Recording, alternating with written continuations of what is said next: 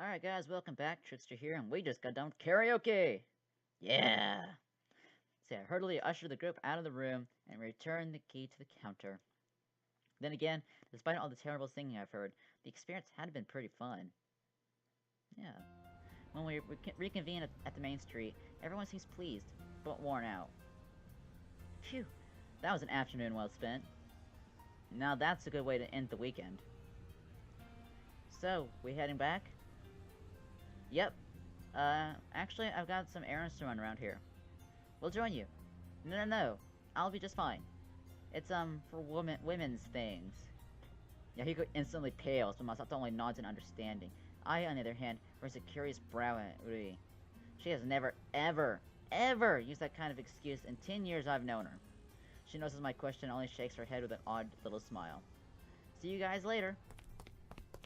She dodges into the nearest store, disappearing among the crowd. It's almost my curfew. I'll head back with you, minion. What are you gonna do? Me? Actually, I don't have anything planned for the rest of the evening. Maybe I should visit Mr. Ryota's office and say hi. I'll drop by the school. You got it. Goodbye. Yeah, I probably should talk to Mr. Ryota. We part ways and take the subway back to the academy. As Masato and Yahiko enter their dorm, I head to Ryota's office. Mr. Ryota seems surprised at my unannounced drop-in, but not displeased. He ushers me into his office with a faint smile. Interesting. Didn't think I'd see you. Do you have an appointment soon? Who, me? Nah, I'm pretty much free bird after I verify curfew. Why do you get paid again? Hey, you clearly don't know how difficult my job is. I have to sit here and wait for kids to scan themselves into the building and report the ones who don't by curfew time. Doesn't necessarily set oneself up for popularity. No, I imagine it doesn't. So, looking into the disappearances, are you? I'm surprised it's a cute observation, but I really shouldn't be. Mr. Ryota has proven he's intelligent, even if his attitude needs a little work. Oh, like we're one to judge. I noticed that the detective with you earlier yesterday, you know, on the roof. Does that mean you're gonna stop me? If the school had something to hide, then Mr. Ryota would be the one tasked to stop me. Ha! Now why would I do that? What? Look, kid, there's a lot of security around the school. Lots of regulations, privacy contracts, anything you can think of, and beyond. As faculty, I can't share any personal information on the students, or I get in massive trouble. But there's some stuff you really need to know. People's lives are on the line. Lives? Don't act dumb on me. You must have figured out by now that these are murders. I had a hunch, but when he says it so flatly, I lose my breath. 3 students who had once lived normal lives full of homework and social drama and extracurricular activities were now gone. The reality of it seems very cold and bleak. So what are you saying? Doesn't it really bother you, kid? Murders are happening, but no one's telling the public. They're just mysterious disappearances that are blamed on a bunch of trees. Well, it does suck, but the government has always hidden all kinds of things from the public. You're saying that you're okay with that? What if the next disappearance is me, or Masato, or Rui? I can't answer that. And just this morning, I was stricken senseless by the mere thought that Rui was the next disappearance. I can't talk for shit. I'd even boarded a bus and gone all the way to the Islamu forest. I'd completely lost all rational thought. You're right. But what are you saying? All I'm getting is that I need to know stuff that you can't tell me. I'm not allowed to tell you. That doesn't mean I can't. Do you get what I'm saying? It means that he wants to save people, but he could lose his livelihood. Sharing confidential information won't just result in a pink slip. He could be blacklisted from every future job. He's trusting all that on me. The world's most serious NDA. Will you sign it? I appear to have this trend of making dangerous agreements recently, so sure! Mr. Ryota's shoulders dropped just slightly, relaxed of a tension I hadn't sensed. Of course, all this burden is on him. If I break my promise, he'll be the one to pay. Or if someone overhears, he'll be the one to pay. I better take him seriously. So, what do I need to know? There's a weird trend on the victims that I thought you should know. I'm guessing there's a reason why you're not informing the police? Heh, you got me. What exactly does that mean? The police are our best bet of catching this killer. What can I do compared to them? And what's this weird trend? Give me a moment. He reaches into his drawer for his faculty tablet, tapping rapidly on its surface. A moment of waiting passes. before he graciously bangs it on the table. God, I hate computers. But we'd all be dead without them. He continues on. The distant look in his eyes clearly shows that he's thinking of a fonder time. You know, what was great? My desktop iPair. Man, that was the best. Stable, awesome, and a killer world of the fan. You guys don't know how satisfying it is to hear your computer work to keep itself cool.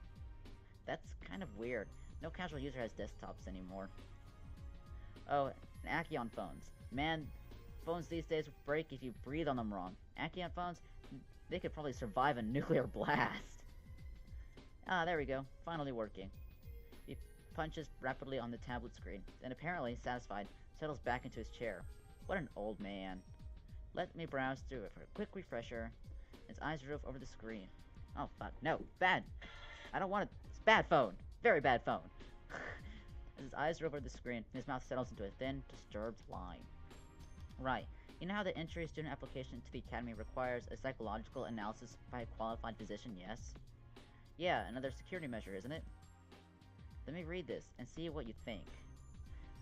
Midori Mayone, the first disappearance. Chronicle social anxiety. Suspected autism. She was an artist, holed up a lot in her room, but she made the most beautiful paintings. Toma Ayashi, the second disappearance. Always on the party scene. Kind of a screwed-up kid, to be honest. He was always causing trouble to get some attention. Had to slap him on the wrist a few times for vandalism. He was practically Michelangelo when it came to drawing the lower half of the male body. Thanks, I totally didn't need to know that. They drew dicks everywhere. Akane Tsukino's the third victim. She's a really sad story. Had a lot of potential. That name still sounds familiar. She was the vice president of the student council and the star of the badminton club. She just accepted a special internship at the Linen Skate too. That sounds a lot like one person to handle. It was. Her family put a lot of expectations on her shoulders. She was their key to a better life, you know. A breeding ground for depression, if you ask me. Scholarship winner? She had a boyfriend. How's that? Crazy. I pause at that. Something feels disrespectful about questioning the sanity of the dead. So those are 3 victims? Seems like they all had some concerning psychological problems. I mean, they're all perfectly acceptable levels of mental illness, but there's not a single average report. In fact, most of the conditions sounded pretty serious and confidential. You can see why Mr. Ryota was reluctant to tell me, but this pattern really could be the key to unlocking the mystery. Thanks for telling me. I'm kind of curious, kid, why you're taking this so well. Sorry? You just found out that 3 students at your school were murdered. That's pretty unsettling news. It is really death, a permanent condition, something that students really shouldn't have to face. My reaction must seem odd. Should I be hyperventilating? On the contrary, this is pretty refreshing, but also concerning. I'll admit that. Well, I won't question it tonight. It's getting pretty late. You better get going. It's not safe for students to be out and about anymore. Thanks for the info, Mr. Ryota. More than that, I'm thankful he was able to trust me. I leave the school after Mr. Ryota gets a campus security patrolman to escort me home. Seeing policemen inside the campus unnerves most students, so they're mainly kept for border patrol, making sure that nobody enters or leaves the school. I've barely seen them, to be honest. They probably don't act unless something suspicious crops up on the gate sensors. Who's this? Ah! Yeah, we'll take her call. Hello? Where are you? Her voice is clipped, leaving no room for an extra conversation. Good evening to you, too. Your services are required, now. I'm a little taken back by the shortness of her tone. Seems like some urgent business. Okay, I'm in front of the school. Very well, I am nearly there myself. Don't move. Sorry? Well, that was expected, if I'm honest to myself. What kind of business could Shiguri have at this time of night? Ishiyama. Shiguri struts out of the shadows, her face completely expressionless. Did it occur to you that I might have things to do tonight? It did not. Come, this way. She turns on her heels and begins to strut down the sidewalk. We travel in complete silence, definitely at first. I'm only able to bear it for around 10 minutes before things get too uncomfortable. You know, if you're mad at me, you might as well just say it. I should discuss these psychological problems with Shiguri. No, what am I thinking? She'll wonder if my sources are accurate. I'd either have to tell her my informant, or I'll have to drop the issue. And knowing Shiguri, even if I don't give her the identity of my informant, she'll figure him out eventually. Shiguri takes a turn into an area that I instantly recognize, for better or for worse. Nothing is as welcoming as the smell of rotting litter, cigarettes, and traces of burning drugs. I cover my face with my sleeve in a vain attempt to block out the foul smell. Isn't this District 6? Don't tell me, you're giving me another test, aren't you? A quiet Shiguri is far more unnerving than an abusive one. I almost miss her cannon of verbal assault. We have arrived. She gestures to a large, beaten-down apartment complex before us.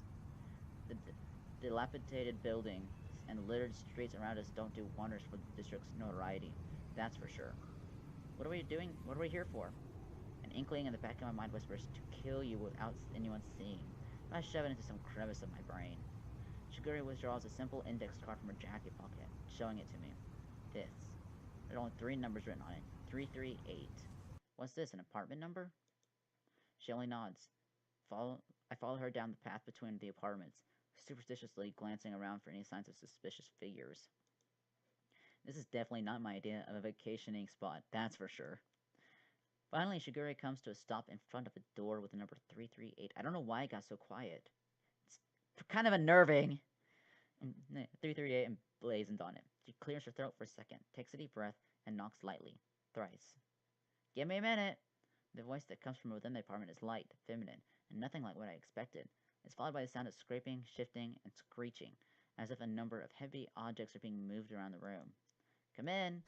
Shiguri tries the doorknob, and it turns with ease. She pushes open the door, and I step inside, unsure of what to expect. The front room is neat, tidy, and utterly plain. The only messy feature is a few cushions scattered idly on the floor, topped with several popular magazines. Well, if it isn't the great detective herself.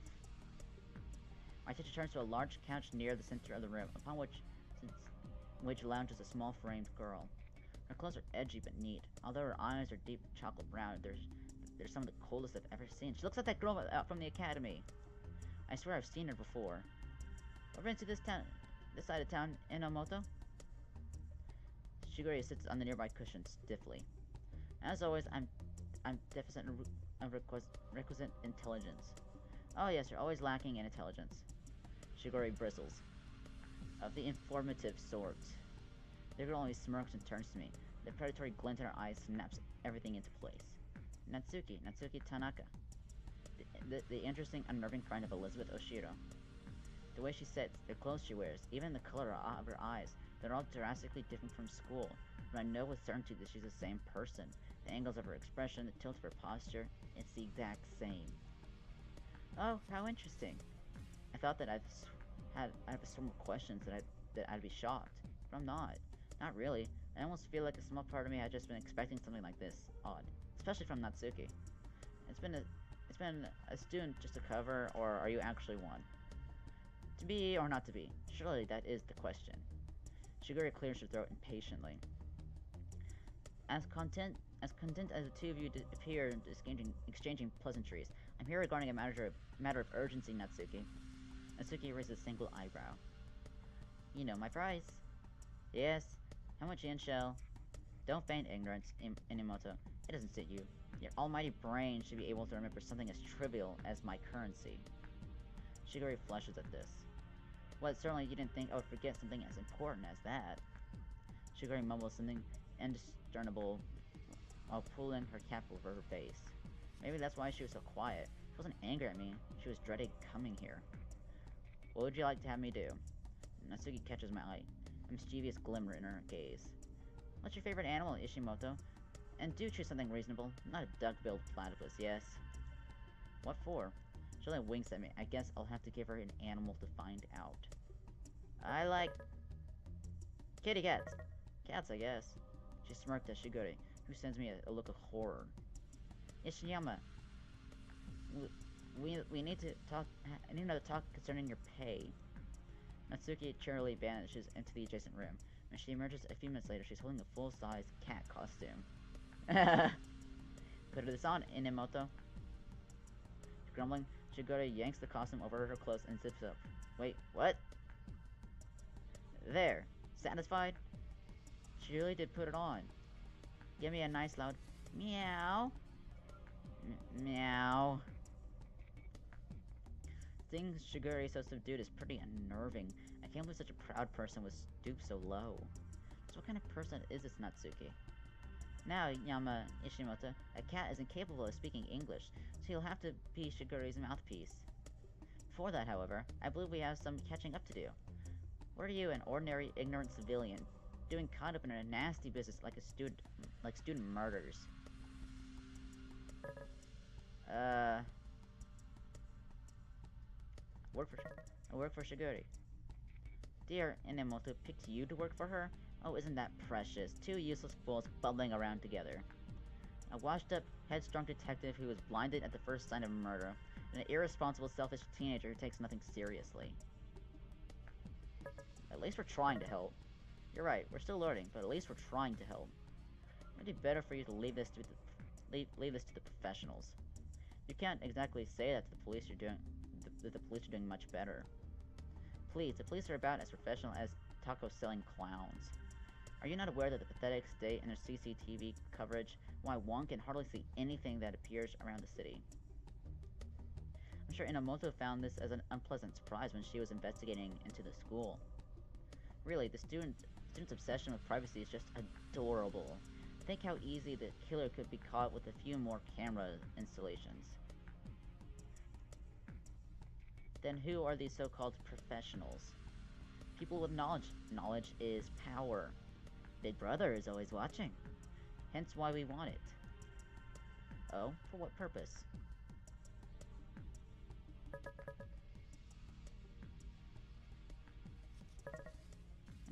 I'll use it to save lives and stop this repulsive killer. Oh, how childish. I'd rather be childish than a pretentious jerk. She only laughs at this. You're cute.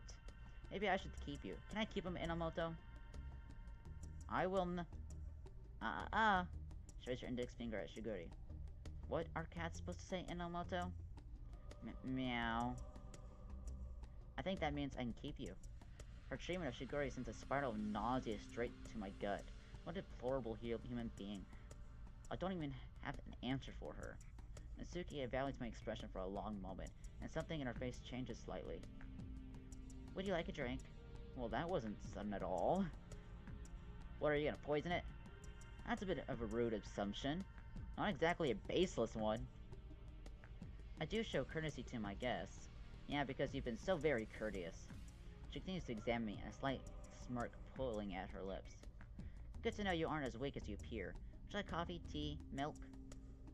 Some manners would be nice. She ignores us, heading out of the room. She faintly coughs behind her as she leaves. I wonder what our little kitten would have. I do have some expired milk I've been meaning to throw away. Maybe I can dump it in a bowl for her.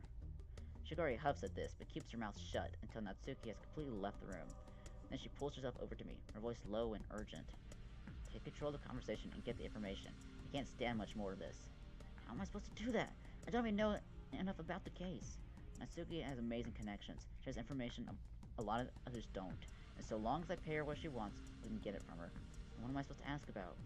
Shigure opens her mouth to answer, but at Natsuki's approaching steps, she quickly shrinks back onto her cushion.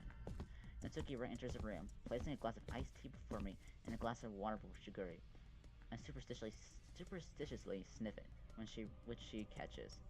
If you don't mind indirect kisses, I could sip it for you to prove it isn't poisoned. I'll pass. She smirks, settling on the couch. Guess this is my chance to ask some questions. So how do you and Shigure know each other? Shigure shoots me a dark glare as if to say, what does that have to do with anything? But I ignore it. As you may have noticed, we have this symbiotic exchange from time to time. I have information that she needs, and so she pays me for it. How can we know that this information is reliable? You could be lying to us. Natsuki raises an eyebrow, seemingly impressed. Inamoto thought the same on our very first interaction, so I gave her a free trial period. She's yet to find me wrong. Isn't that right, kitty? Well, meow. And there you have it. She turns to me expectantly, as if waiting for my move. I wonder what I should ask about. Links or ties. Is this case related to any other cases? Or perhaps is there some information we can merge? Ah, now you're asking the right questions. You know, that the two of you have been so exemplary that I'll give you a little treat. What do you say? Sure, I guess. Natsuki doesn't seem to be fazed by my lack of enthusiasm. She slowly leans forward, enunciating each syllable with painstaking precision. The independent killings. These mean nothing to me, but Shigure immediately bolts upright, her eyes glimmering with excitement. Tanaka, you must... We're not in Narnia, Inamoto. Talking animals do not exist. Shigure sullenly settles to the ground. I can tell that this is a vital breaking point. What are the independent killings? For the past 2 years, 2.5 perhaps, there have been sporadic brutal murders all around Isamu. Innocent civilians with no relation to one another were all massacred in the most terrible of deaths, left as bleeding corpses in the streets. The only connection was their time of death, which was always at night, and their autopsies, death by blood loss from uncountable lacerations. Uncountable lacerations? My head spins, my vision from the forest this morning re-enters my thoughts. What does that even mean? They were cut to pieces, skinned alive, sliced and left out to bleed, and left until the life bled out of them? Is Natsuki implying that the recent to the academy went through something like that? How could no one know about this? The police did their utmost to conceal knowledge from the public, lest even more chaos fall on the city. We deserve to know when these things happen. Oh, Ishimoto, the last thing you want to do is tell a herd of sheep that there is a wolf in their midst. The way she says this, as if she's right and that's all there is to it, irritates me. But I have to push it away in order to continue the conversation. So you're saying that this case is the same as the independent killings? Did I say that? Then the killer is the same. Did I say that? Shuri lips forward, words tumbling suddenly out of her mouth. The killer is one and the same for the longest time. Hush, Inamoto. Remember, cats don't speak. Shigure withdraws, a dark glare in her eyes. Why do you treat Shigure like that? You can say that even after seeing how she treats everyone around her. She pretends as if everyone around her is trash beneath her feet, and simply giving her a taste of her medicine. That's not exactly the best line of logic, but I guess if I had power over Shigure, I wouldn't want her to forget in a hurry. Still, this method feels wrong. Even I have a hard time stomaching her treatment, and I'm not even going through it. It'd be better if I could consult her. I'm not sure what to ask. Then how about something more interesting, such as... She lounges against the couch. Well, for one, yesterday you were in a most compromising position with Rui Ayase on the Ferris wheel. A bolt of ice plunges into my stomach. I thought she only knew general information, mysterious information, crime information. How could she know about that? It seems there's quite an interesting story behind that. Who told you? You presume that someone needed to tell me in order for me to know. Did you access the security cameras? That's certainly an interesting possibility. Nothing she says is satisfactory. Nothing. How did you know? How did you know about that? The same way I know that you were in District 6 3 nights ago on Inamoto's ridiculous capacity test. The same way I know that you watched the most entertaining, albeit mindless robot fight at the theme park. The same way I know that your apartment key code is a frankly pitiful 14789. She pauses, her eyes glittering in amusement. Womanly intuition. She's insane. I make it my business to know everything, Ishimoto. I work to speak past my dry throat. No one can know everything. No one. You're right. I just know everything that matters. I raise the glass of iced tea to my lips, but my hands are shaking. Why are you telling me this? Because, well, I have a little message for you. She elegantly raises to her feet, but her eyes have regained their cold sheen. Back off, Yama Ishimoto. You don't know what you're dealing with. She grabs the glass from my frozen hands and heads to the kitchen. Don't forget the animal on your way out. Shigure, who's seething with a mixture of rage and humiliation, promptly rips off the costume. Tanaka, you are with whole. Natsuki swiftly whips around, staring Shigure dead in the eyes. Then, in one fluid motion, She stuffs something in Shiguri's pocket and whisks into the kitchen. Shiguri stares at whatever Natsuki gave her, then motions sharply to me. Ishimoto, we are leaving. Now! I don't even get a say as I'm forcibly dragged out of the apartment and back to the street. We stagger into the cutting night air, out of breath and stooped over in shock. I take a moment to gather my thoughts before I can force out any words. Why did you bring me here? To be miserable? To show me that I'm in what's in over my head? To give me yet another reason why I'm incompetent and subordinate? I can't handle her alone. I don't think we handled her together. Actually, that was the most bearable she's ever been. Either my Shiguri translator has just become embedded in my subconscious, or this woman is speaking like everyone else. Not only that, she actually gave a compliment that wasn't backhanded. Who is this imposter? And what has she done with Shiguri? Nevertheless, Ishimoto, you're fired. Wait, what? Why did she call me by... Wait, what? She's firing me? Yes, I'm firing you. You fulfilled all necessary services. I no longer see reason to expend resources on a useless assistant. She seems almost back to normal. Almost. But it's too abrupt for me to believe that she's being genuine. If you intervene with my work, I will have you detained. I have connections with the police. I prefer not to use it, but I will if I must. Why? Oddly enough, Shiguri seems to falter at this simple inquiry. It's for your own safety. You must trust me. Trust. That's a nice word. And this has nothing to do with Natsuki's warning and how I should stay out of this. Truly, you are my assistant for a reason. What's that supposed to mean? It is of little consequence. You were fired because you no longer fit the job. I clenched my jaw to hold back a pulse of anger, which was basically being an errand boy. Pardon me if I fail to see the extensive qualifications that an errand boy needs to fulfill. Let me tell you my own theory, huh? The independent killings, you know an awful lot about them, considering that they are supposed to be hidden from the general public. You were involved in those cases some way, weren't you? And when you noticed that 2 students had disappeared from the allegedly impervious academy, something clued you in that they had to be tied to the independent killings.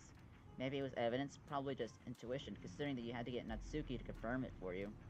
Ishimoto, you do not understand. So you saw that students were disappearing from the academy, and 4 days ago you decided you needed to get inside and figure out for yourself what was happening. But security's tight. You couldn't hope to snoop around unless someone willingly let you in. In the midst of my indignant wrath, the puzzle pieces began to shuffle into place, pulling together faint memories that I thought I'd forgotten. So you had to approach a student. You had to make a specific connection, someone who would let you investigate the school without asking any questions. You hired me before you were officially brought into the investigation, after all. Well, it's true, isn't it? You just needed to use me and to access the academy. That's why you approached me on the street that day. Go home, Ishimoto. She says this wearily, can only sigh in disbelief. Then, what was the test for? Why did you... You sent me to some place that was dangerous, some place I couldn't handle. But I had, and I did, and I solved all her stupid little puzzles.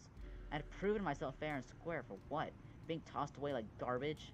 No, now I understand. What upsets me is not that Shiguri approaches me with the ulterior motives. I expect ulterior motives from everyone. What upsets me is the way what she's doing now. Tell me how. Ishimoto, tell me, Shiguri, how did I prove myself? Give me some ridicle or a logical puzzle, I don't know, a complicated piece of Sudoku. I'm supposed to help, supposed to be your assistant. Shiguri slams her foot into the nearest trash can. It doesn't topple, but the reverb of leather against this tin stops me in my tracks. She leans closer, eyes narrowed with intensity. Ishimoto, I will only say this once. You may think you fully understand the circumstances which surround these crimes, but you are sorely mistaken. You do not be so quick to forget that I am nearly a decade your senior, and have seen a great many cases that are beyond your comprehension. I speak not of your intelligence, but of your mental capacity. You are yet very fragile, Ishimoto, and this case may break you. They didn't worry you before. Then let me ask you this. Are you ready to physically examine a body that has been masterfully taken apart by a sadist with all the time in the world? No, just the thought makes it queasy. There has to be something else that I can do. Enough, I'm tired of this conversation. This is my decision, Ishimoto. I will be certain to compensate you for the time spent until now. Go home safely. So, that's it then? But I'm still young, because I'm too unstable to be able to see mutilated bodies. I can't be of any use. Shiguri, Farewell, Ishimoto. Let us not meet again. And just like that, she takes one heel, turns on one heel, and strides away. For a moment, I stand frozen in the streets, watching her figure melt into the smoky evening air. I feel so used. Well, I'm gonna save it there. Why is she goody? Why would you abandon me? Okay, well anyway, I shall see you in the next one. Bye bye.